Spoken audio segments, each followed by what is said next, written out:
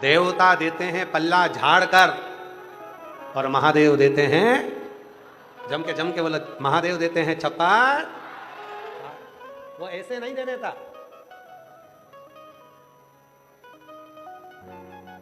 ऐसे ही नहीं देगा, वो आए वो देगा, बुलाया है उसने, बस अपने मन को थोड़ा बड़ा बना। कभी कभी हम लोगों को बड़ा हम देखते हैं, कई दीपावली का टाइम आता है तो धनतेरस का दिन आता है। कौन सा दिन? धनतेरस।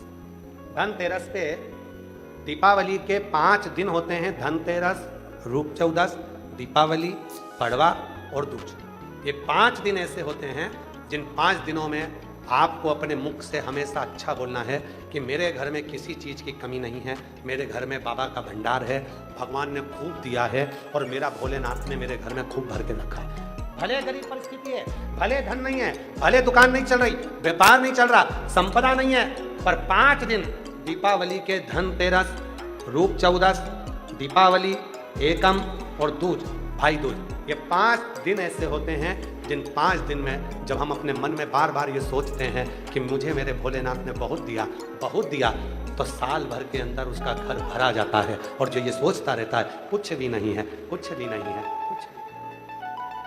कुछ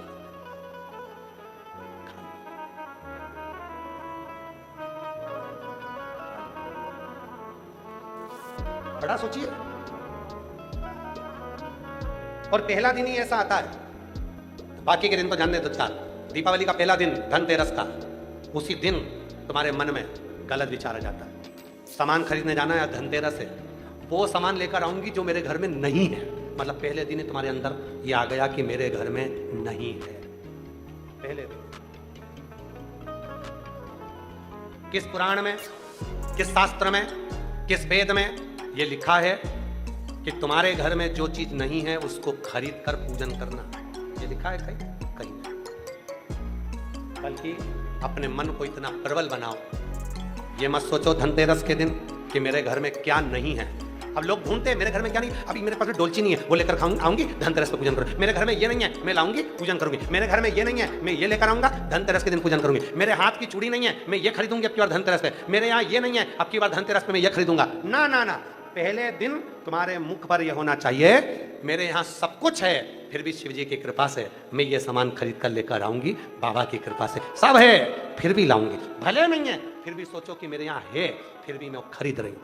भंडार भरता चले जाएगा, भरता चलेगा। हम क्या सोचते हैं पहले दिन? कई लोग हैं जिन्होंने अपनी जिंदगी में धनतेरस की पूजन कई बार करी। आप लोगों में ना जाने कितने लोग हैं जो दीपावली का पर्व सालों से मनाते आ रहे हैं, उसके बाद भी वैभव नहीं बढ़ रहा, धन नहीं बढ़ रहा, संपदा नहीं बढ़ रही। कारण क्या है? क्योंकि 5 दिन की दीपावली पर्व में पहला दिन धनतेरस का आता है, उसी दिन हमारे मन में आ जाता है कि मेरे घर में क्या नहीं है, मैं वही खरीद कर लेकर आऊंगी। तुमने मन में सोच लिया क्या नहीं है, मतलब उसी दिन से तुम्हारी नीचे गिरना प्रारंभ हो गया। कुछ वैभव नहीं बढ़ा, संपदा नहीं बढ़ी, धन नहीं बढ़ा। भले तुम सामान खरीद कर लाए, पूजन भी करी, पर वैभव नहीं बढ़ा। तुमने ये विचार कर लिया मेरे पास सब कुछ है, उसके बाद भी मैं आज धनतेरस पर ये खरीदने जाऊं। भले कुछ नहीं है, वो चीज है ही नहीं जिसको तुम खरीदने जा रहे हो, पर मेरे पास सब है, पर मैं ये खरीदने जा रही हूँ। बाबा की कृपा है। दुकान वाले के पास जाकर मत कहना कि मेरे पास ये नहीं है, सब है। फिर ये क्यों खरीद रही? मेरी मर्जी, मेरे बाबा की कृपा, बाबा देने वाला, बाबा करने वाला। तेरे दर पे आके मुझे क्या मिला है, मैं जानता हूँ वो जानता है। तेरे दर पे आके मुझे क्या मिला है, ये मैं जानता हूँ वो जानता है। सब कुछ है, कोई कमी नहीं, कोई कमी नहीं। ये 5 दिन दीपावली के पर्व के होते हैं। 5 दिन तुम्हारे मुख से निकलना चाहिए बहुत बाबा की कृपा, बहुत शिव की कृपा, दया, उदारता, बड़ी कृपा। कोई क्या कमी है मेरे भोले बाबा? किस चीज की कमी? शिव कथा करते, बाबा की कथा करते, कोई आडंबर नहीं शिव को पाने, कोई। जो सती माता जलकर भस्म हुई वही पार्वती माता के नाम से मैनावती के गर्भ से प्रकट हुई। वही मैनावती के, वही की वही।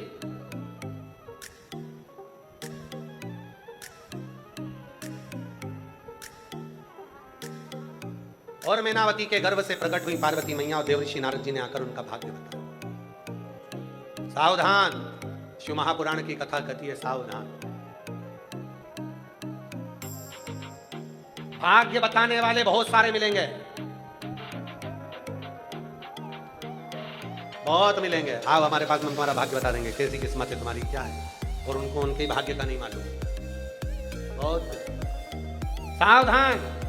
शिव महापुराण की कथा करी है, पार्वती जी का जन्म हुआ और देवऋषि नारद जी ने जाकर भाग्य बताया और कहा इसको पति मिलेगा नग्न वेशधारी, जटा जूट बांधने वाला, भस्म रमाने वाला। पार्वती मैया गोदी में थी, मैनावती रोने लगी, क्या मेरी बेटी का भाग्य ऐसा है। तब हिमालय राज ने कहा क्यों चिंता करती हो, अगर अवगुण ही अवगुण भरे होंगे तो कोई तो गुण लड़के में होंगे, तुम चिंता मत करो। सारे अवगुण और गुण एक ही के अंदर समाहित है। अगर हमारी बेटी पार्वती शिव जी की आराधना करेगी तो वो नग्न वेशधारी भी है, त्रिपुंडधारी भी है, त्रिशूलधारी भी है, और वो स्वयं सुंदर कर्पूर गौरम करुणा सुंदर। साधारण नहीं है शिव। आरती में आता है शिव जी के कितने मुख हैं। एकानंद चतुरानन पंचानन राजे, भोले पंचानन राजे। कितने मुख शिव जी के? 5। कितने स्वरूप शिव जी के? 5। फिर से बोलो, एकानंद चतुरानन पंचानन राजे।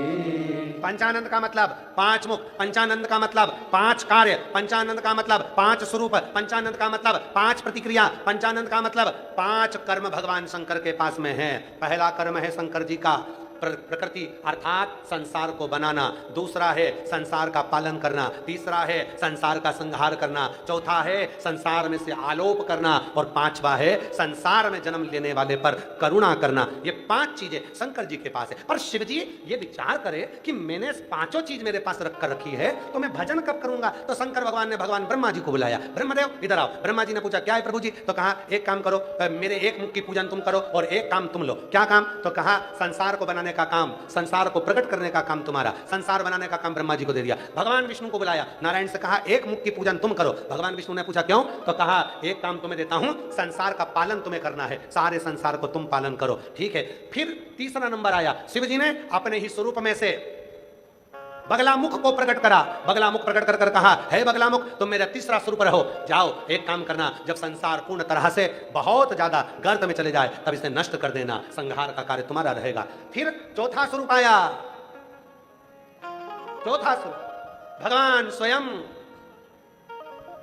कमला बन गए, कमल बन गए, और मेरे शिव कमल बनकर स्वयं अपने स्वरूप का मुख देते हुए कहते हैं तुम भी मेरा प्रतिबिंब स्वरूप हो, एक काम करना, वो आलोप करना, ओझल करने की जवाबदारी तुम्हारी है। और आखिरी में ब्रह्मा विष्णु कमल और बगला मुख सब ने पूछा भोलेनाथ तुम क्या करोगे। तो शंकर भगवान ने कहा 5वें नंबर का कार्य मैं करूंगा, केवल करुणा करूंगा, जो मेरे पास आएगा खाली नहीं जाएगा, उसकी झोली में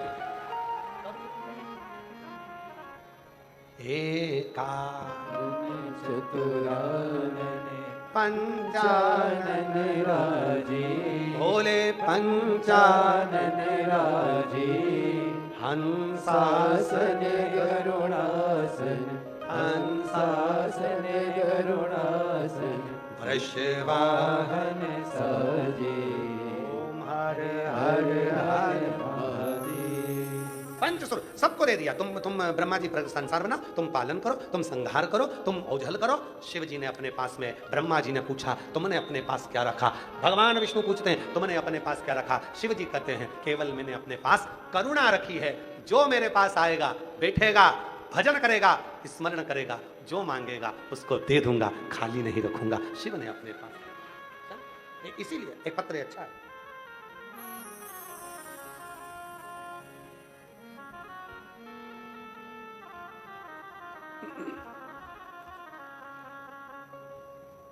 मैं सुनीता, मेरे पति लक्ष्मण सिंह राजपूत, पुत्र अमित सिंह, उम्र 19 साल, गांव बोंद कला, जिला दादरी, हरियाणा से आई हूं। कहीं बैठी हो, हाथ हिला सकती हैं, आ सकती हैं। जिला दादरी, हरियाणा से आई हूं। कला बोंद कला, जिला दादरी, हरियाणा से आई हूं। मेरा नाम सुनीता, पति का नाम लक्ष्मण सिंह, बेटे का नाम अमित सिंह। मैं और मेरा बेटा कथा सुनते मंदिर जाते। उसने कहा मम्मी मैं सरकारी नौकरी लग जाए, करनाल की कथा में लेकर जाऊंगा। फौजी की पहली लिस्ट लगी, उसका नाम नहीं आया। बाबा, मेरा बेटा सा टूट गया और उसने चुप होकर घर रहने लगा। उसने कहा माँ मेरी नौकरी नहीं लगी। मैंने कहा सियोर वाला बाबा आया है करनाल में कथा करने के लिए, मंडी में कथा हो रही है, तू चल तो सही एक बार। नहीं माँ मेरी नौकरी नहीं लगी, मैं जाऊंगा नहीं। तभी बेटे से जिद कर रही थी, उसी समय पर मेरे पड़ोस की 3 माताएं आ गई और 3 बहनें आई। वह बोली कथा में चलोगी?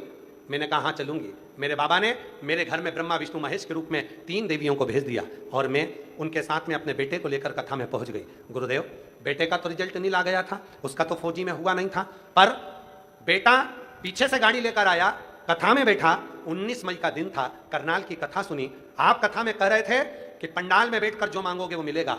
मेरे बेटे ने भी वहीं की मिट्टी को उठा लिया, हृदय से लगाकर बोला बाबा अगर तू सियोर वाले बाबा की सुनता है तो मेरी नौकरी लगा कर मान।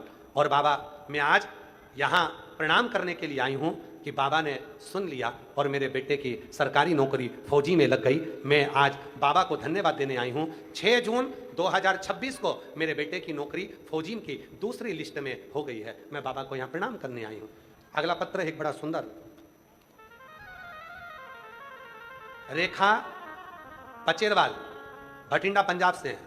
रेखा पचेरवाल, कहीं बैठी हो तो हाथ दिला सकती हैं। भटिंडा पंजाब से हैं रेखा पचेरवाल। कहाँ बैठी है? बैठी है, आ जाओ आ जाओ आ जाओ आ जाओ। रेखा पचेरवाल, गुरुजी आपकी कथा 2024 में भी भटिंडा में श्रवण करी थी और बाबा की कृपा से 25 में श्रवण करी।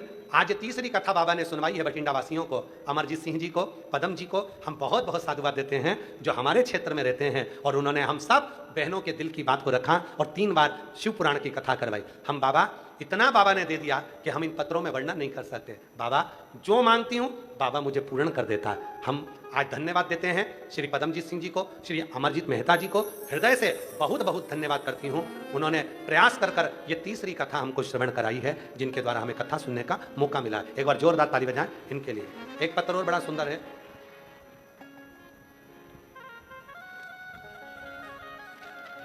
मेरा नाम पूजा तिवारी मिश्रा है, मैं दिल्ली की निवासी हूँ।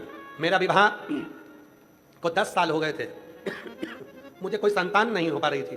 डॉक्टरों ने जवाब दे दिया था, IVF भी करवाया पर कोई आसरा नहीं निकला। तब किसी ने बताया पंडित प्रदीप मिश्रा जी कथा सुनाते हैं, पंडाल में जाने पर इच्छा पूरी होती है। पहले मुझे विश्वास नहीं हुआ, बाद में मैंने पूरी श्रद्धा के साथ पंडाल भटिंडा में हरियाणा में आई और सच्चे मन से कथा को श्रवण करा। बाबा की ऐसी कृपा हुई गुरुदेव, बिना IVF के, बिना कोई चीज़ों के, बाबा की कृपा से मेरे यहाँ 10 साल के बाद बच्चा हुआ, मैं जिसका फोटो लगा रही हूँ। बाबा की कृपा से 10 वर्ष के बाद मेरे यहाँ संतान की प्राप्ति हुई। एक बार जोरदार ताली बजाएं, कहीं बैठे हों तो आ सकते हैं। जो जैसी भावना लाया वो वैसा ही फल पाया, नहीं खाली खाली उसे लौटाया, वो मन ही मन हर्षाया। और कर दिया माला माल काशी वाले ने लुटा दिया। भंडार काशी वाले ने। हृदय से बैठो, प्रार्थना करो उससे, दिल से कहो उसको, पिता मान कर, भाव से विनय करो, निवेदन करो, विनती करो। और जब दिल से, हृदय से, भाव से कहोगे वो स्वीकार करे।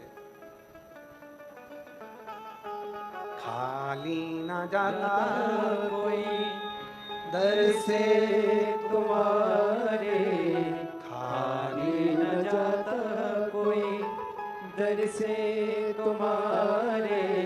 मेरी खड़ी हो न दे बाहें पसारे, अपने हृदय से लगा लगा लो, गिरा जा रहा उठा लो उठा लो। भोले अपने दर से अब तो हटा लो, गिरी जा रही हो, उठा लो उठा लो।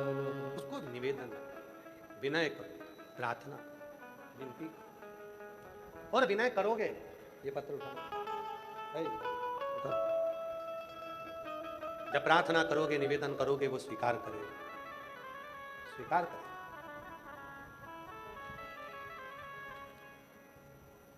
हिमालय राज ने कहा, बेटी का भाग्य गलत नहीं है। कई लोग बेटियों को कुछ भी कह देते,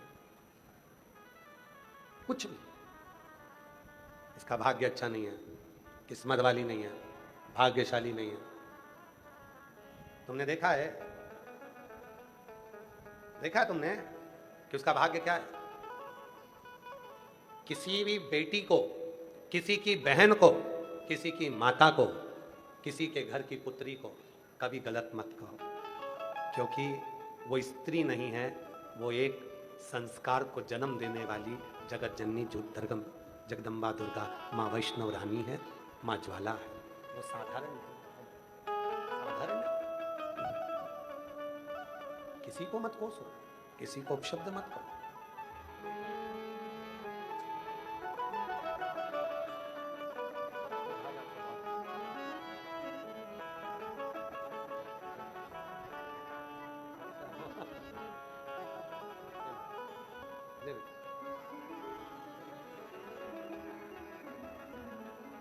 किसी की बेटी को, किसी की बहन को, किसी की माता को कोई अपशब्द ना करो, कोई अपशब्द, कुछ मत कहो। हम दूसरे पर इल्जाम लगाते हैं कि यह भाग्यशाली नहीं है, खुद को नहीं देखते। कई लोगों की आदत रहती है, सुबह से सो के उठेंगे तो आंख बंद करके बैठे रहेंगे, देखते रहेंगे, इसका मुंह नहीं देखूंगा, उसका मुंह नहीं देखूंगा, उसका नहीं देखूंगा, तो खुद का देख ले कांच में जाकर। खुद का भी तो देखो कि तुम्हारा मुख देखने से क्या फर्क पड़ रहा है। एक राजा को मालूम पड़ा कि मेरे नगर में एक व्यक्ति ऐसा रहता है, खोलना है, उसका मुंह देखो तो भोजन नहीं मिलता। खोलना है, पूरे नगर में चर्चा हो गई। एक व्यक्ति ऐसा है जिसका मुख देखो तो वो खोलना है, भोजन नहीं मिलता। राजा को आश्चर्य हुआ, ऐसा तो होना नहीं चाहिए।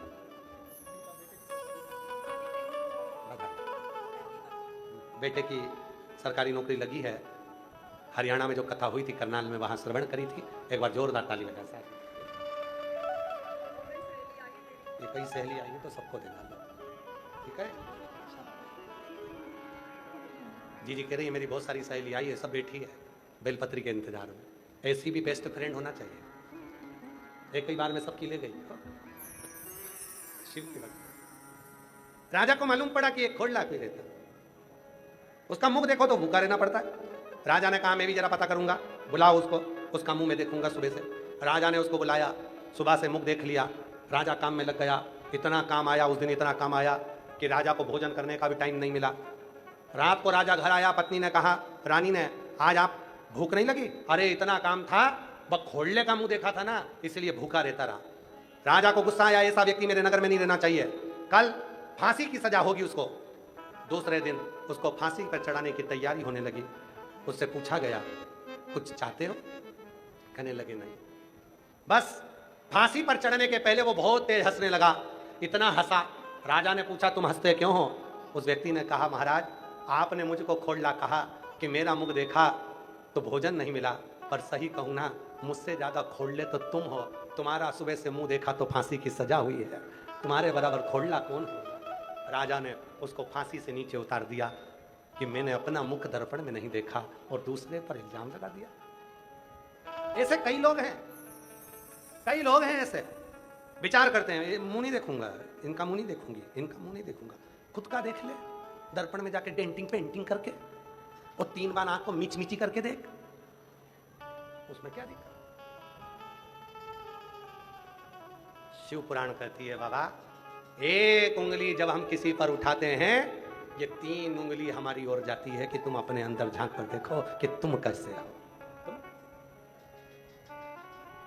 और मत बुरे कर्म कर बंदे वरना पछताएगा, भगवान की आंखों से तू बच नहीं पाएगा, तू बच नहीं पाएगा।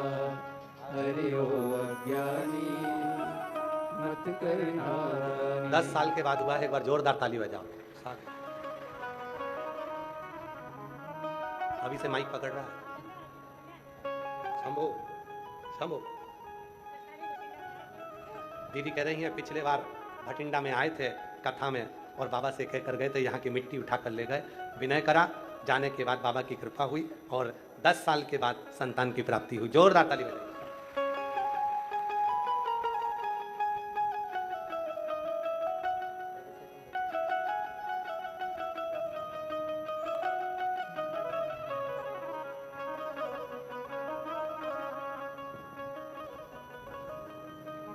शिव कथा कर, वो एक लाइन बड़ी अच्छी है महाराज। तेरे दरबार की बाबा निराली शांति की है, तुझे देते नहीं देखा पर झोली भरी देखी है। मुख दुनिया मोड़ेगी बाबा तू तुम मुखड़ा ना मोड़, मुख दुनिया मोड़ेगी बाबा तू मुखड़ा ना मोड़। मेनू लगी परिनीनु बाबा तुए बेना तूने, मेनू लगी परिनीनु बाबा तुए बेना।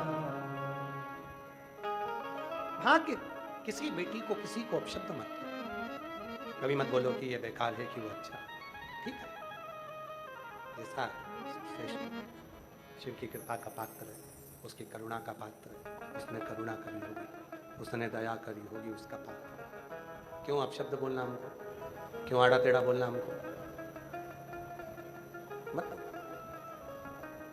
पार्वती मैया का भाग्य तो नारद जी ने बता दिया था कि ऐसा है, पर पिता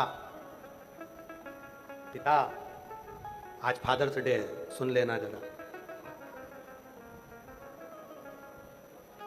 एक बार हमने अपनी कथा में कहा था, हमने भगवान का दर्शन भगवान के ऊपर चढ़कर करा है। हमने भगवान का दर्शन भगवान के कंधे पर बैठकर करा है, क्योंकि जब भगवान के मंदिर में जाते थे भीड़ बहुत होती थी तो मेरे पापा मुझे कंधे पर बिठा लेते थे और दर्शन करा लेते थे। फादर्स डे पर इतना ही कहूंगा कि हमने भगवान का दर्शन भगवान के कंधे पर बैठकर करा है, और वो दूसरा भगवान कोई नहीं था, वो भगवान था मेरा पिता, मेरा पापा, मेरा बाबू, मेरा पिता। उसके कंधे पर बैठकर मैं भगवान का दर्शन करता था, कंधे पर। दुख होता है छोटे बच्चे को माँ बाप अकेला नहीं छोड़ते। बोलो छोड़ते हैं क्या? जम के बोलो जरा। छोटे बच्चे को माँ बाप अकेला नहीं छोड़ते हैं, तो वही बच्चे अपने माँ बाप को वृद्धाश्रम में क्यों छोड़ते हैं? क्यों? अगर फादर्स डे मनाना है, मदर्स डे मनाना है, तो आज एक संकल्प लेकर जाना कि मेरे घर के बुजुर्ग माँ बाप कभी वृद्धाश्रम नहीं जाएंगे, मेरे ही घर, उन्हीं के घर में रहेंगे और उनकी शरणागति में हम रहेंगे। हम तो फादर्स डे नहीं तो आज सबने अपने अपने पापाओं का फोटो डाल दिया स्माइल देते हुए, सेल्फी चल, क्या मतलब? ऐसा फादर्स डे किसी काम का नहीं। हम छोटे थे, बच्चे थे, हमारे माँ बाप हमको अकेला नहीं छोड़ते थे, तो हम बुढ़ापे में अपने माँ बाप को अकेला कैसे छोड़, कैसे उन्हें वृद्धाश्रम छोड़? ऐसा फादर्स डे मनाओ।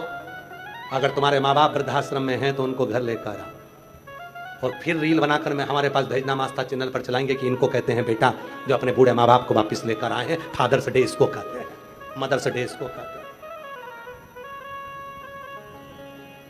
उस दिन मदर्स डे फादर्स डे मनाना जिस दिन माँ बाप तुम्हारे घर में हो और तुम उनकी शरणागति में। हमारी बात का हो सकता है कई लोगों को बुरा लगे, लगे तो लग जाए, लग जाए, हमें कोई फर्क नहीं पड़ता। वैसे भी हमारी बात का लोगों को बहुत बुरा लगता है, काली मिर्ची तो तुरंत लगती है, लगे लग जाए, उसमें कोई दिक्कत नहीं। पर फादर्स डे और मदर्स डे कब मनाना? जब तुम्हारे माँ बाप तुम्हारे घर में हो और उनके चेहरे पर स्माइल हो, खुशी हो। बस